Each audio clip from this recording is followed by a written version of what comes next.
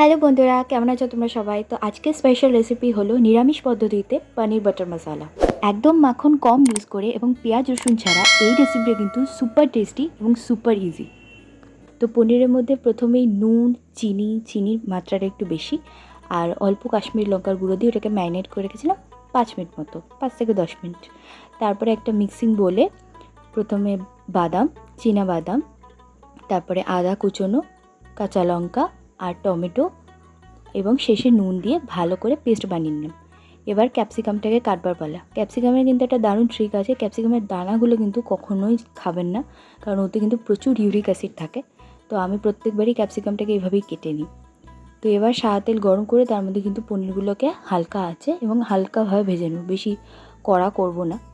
তাও কিছুটা কড়া হয়ে গেছিলো, কিন্তু বেশি কড়া না করাই ভালো। তো আমি যেটা বারবার আপনাদের বলতে ভুলে যাই যে প্লিজ আমার ভিডিওটাকে লাইক করুন, শেয়ার করুন, আমার চ্যানেলটাকে সাবস্ক্রাইব করুন, একটু সাপোর্ট করুন, বিকজ আপনাদের সাপোর্ট আর ভালোবাসা খুবই জরুরি। তো কথা বলতে বলতে এবার কিন্তু তেলের মধ্যে অল্প গরম মশলা আর শুকনো লঙ্কা দিয়ে ফোড়ন দিয়ে যে আলুগুলো আমি কুচো কুচো করে রেখেছিলাম সেই আলুগুলোকে দিয়ে দিলাম।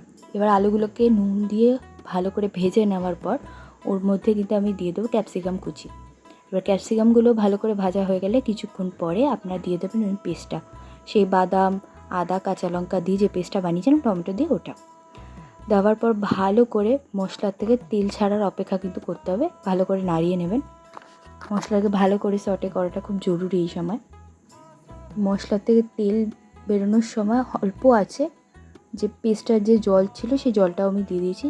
আর এবার আমি আমার অস্ত্র নিয়ে চলে এসেছি কাঁটা চামচ দিয়ে আমি সবসময় দেখে নিই আলুটা সিদ্ধ হয়েছে কিনা।